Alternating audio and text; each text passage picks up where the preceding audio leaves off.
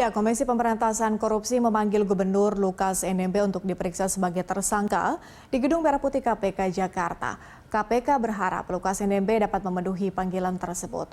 Untuk mengetahui informasi selengkapnya, kita sudah terhubung dengan Kepala Bagian Pemberitaan KPK, Ali Fikri. Mas Ali, jadi bagaimana Mas Ali respon dari Lukas NMB sendiri setelah KPK melakukan pemanggilan kedua? Sudah dikonfirmasi bahwa yang bersangkutan akan hadir? Baik Mbak Patricia, sampai siang hari ini tadi kami cek di lobi utama gedung KPK, baik tersangka maupun penasihat hukumnya belum hadir ya di gedung Merah Putih KPK sebagaimana panggilan surat panggilan yang sudah kami kirimkan sebagai tersangka untuk hadir hari ini.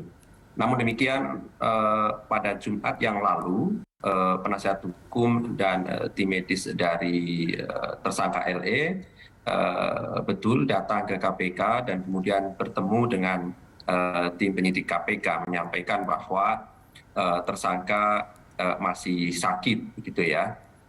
Tentu sekali lagi kami ingin sampaikan pada kesempatan ini bahwa proses penyidikan yang dilakukan oleh KPK tentu juga memperhatikan asas praduga tak bersalah dan juga penghormatan hak asasi manusia. Satu di antaranya tentu terkait dengan kesehatan dari tersangka, karena ini adalah hak dasar tentu kami perhatikan. Namun demikian kami juga memiliki tim medis khusus ya untuk dilakukan pemeriksaan baik itu terhadap saksi maupun tersangka. Oleh karena itu tentu kami sebenarnya berharap kepada penasihat hukum ini agar bisa menghadirkan tersangka di Jakarta ya, sehingga kemudian bisa dilakukan pemeriksaan atau asesmen oleh tim medis KPK, karena tentu kami juga tidak serta-merta bisa kemudian percaya dengan dokumen yang ada karena harus dilakukan pemeriksaan fisik tentunya kepada tersangka. Mas Ali, tapi kalau misalnya kemudian tidak memenuhi panggilan KPK begitu, kemudian kan dari pihak pengacara juga meminta adanya penundaan untuk pemeriksaan NMB dengan karena hal kesehatan seperti itu. Artinya ini akan dikabulkan untuk dilakukan penundaan pemeriksaan atau nantinya akan seperti apa? Iya, untuk hari ini kan pemanggilan kedua yang sebelumnya tanggal 12 September dia dipanggil sebagai saksi ya. Jadi hari ini adalah panggilan pertama sebagai tersangka. Tentu bila hari ini ternyata nanti sampai jam 00 malam tidak hadir, ya berikutnya kami akan layangkan panggilan kedua begitu ya. Nah, berikutnya mekanisme yang kemudian kami lakukan sesuai dengan ketentuan hukum acara pidana bila kemudian alasan-alasan yang disampaikan tidak masuk secara rasio hukum. Secara rasio hukum ternyata analisis kami tidak bisa menerima begitu ya secara hukum. Tentu langkah-langkah berikutnya bisa kemudian dilakukan upaya-upaya penjemputan paksa begitu ya. Namun demikian sekali lagi kami berharap ya bahwa tersangka akan bisa hadir karena di surat yang kemarin pada Jumat itu disampaikan yang bersangkutan juga mengajukan permohonan untuk bisa berobat ke Singapura. Saya kira tentu KPK pertimbangkan sebagai alasan kemanusiaan begitu ya. Namun demikian perlu dilakukan pemeriksaan secara fisik oleh tim medis KPK lebih dahulu, sehingga bila memang benar bahwa diperlukan pengobatan ke luar negeri misalnya, tentu kami nanti pertimbangkan sekali lagi karena ini kami menjunjung tinggi hak asasi manusia setiap saksi ataupun tersangka yang dipanggil oleh KPK. Artinya sebelum kemudian diberikan izin untuk berobat ke luar negeri harus ada pemeriksaan terlebih dahulu ya Mas Fikri ya, untuk kemudian diberikan diberikan kesempatan untuk berobat ke luar negeri. Tapi sejauh ini ada betul. Tapi ada persiapan khusus tidak sih dari KPK sendiri untuk melakukan penjemputan paksa apabila memang diperlukan?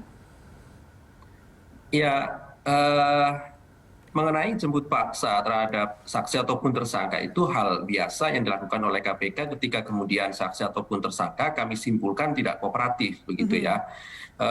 Tetapi kami coba untuk kembali lagi ke persoalan kesehatan dari tersangka tadi ya. Tim medis KPK itu juga tidak kali ini saja kemudian KPK memilikinya ya. Setiap saksi ataupun tersangka yang karena alasan kesehatan pasti juga kemudian kami lakukan pemeriksaan secara langsung dalam rangka untuk memastikan apakah alasan-alasan tersebut tadi bisa diterima menurut hukum, begitu ya. Oleh karena itu sekali lagi ini harus menjadi pemahaman dari penasihat hukum tersangka agar tersangka setidaknya bisa ke Jakarta ya untuk dilakukan pemeriksaan. Kenapa? Karena informasi dari tersangka juga disampaikan bahwa sampai hari ini ternyata juga tidak boleh satupun orang ya bisa masuk kemudian ke rumah tersangka selain dari dokter pribadinya. Ini kan posisi yang kemudian serba salah saya kira ya dari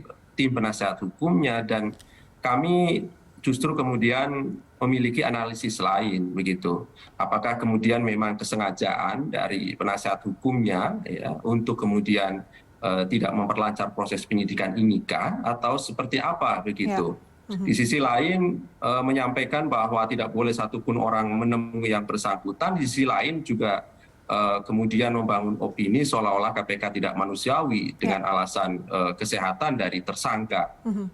Padahal sekali lagi kami pastikan seluruh hak-hak dari tersangka kami perhatikan ya, di dalam proses penyidikan ini, termasuk masalah kesehatan. Kalau memang diperlukan kemudian pengobatan setelah kami lakukan pemeriksaan nantinya di Jakarta, ya pasti kemudian kami lakukan itu, karena itu sekali lagi adalah hak dasar setiap manusia untuk memperoleh hak kesehatannya tadi itu, begitu Mbak. Ya, kita juga masyarakat jadinya dibuat bertanya-tanya, Mas Ali, apakah kemudian ada sesuatu yang lain begitu kalau tidak memenuhi panggilan KPK. Terakhir, Mas Ali, dari KPK sendiri mengetahui posisi Pak NMB saat ini di mana? Kami belum terinfo ya terkait dengan posisi dari tersangka, tetapi kalau kemudian disampaikan oleh penasihat hukumnya di hari Jumat, tersangka masih ada di rumahnya, dan bahkan kemudian kan disampaikan tidak boleh satupun kemudian bisa menemuinya begitu ya di rumahnya, karena ada beberapa orang simpatisan atau pendukung yang menjaga. Saya kira ini kan persoalan teknis bagaimana kemudian tersangka ataupun penasihat hukumnya untuk mengkomunikasikan hal ini, bahwa ini adalah prosedur hukum, ini harus ada ketaatan hukum dari tersangka untuk menghadiri panggilan KPK, termasuk juga tentu pada gilirannya kan seluruhnya untuk kepastian hukum, baik itu pada proses penyidikan oleh KPK itu sendiri ataupun kepastian hukum bagi tersangka begitu. Baik, kami nantikan perkembangan selanjutnya terkait dengan kasus ini. Mas Ali Fikri, terima kasih sudah bergabung bersama kami di News on the Spot Berita 1. Salam sehat, Mas Fikri.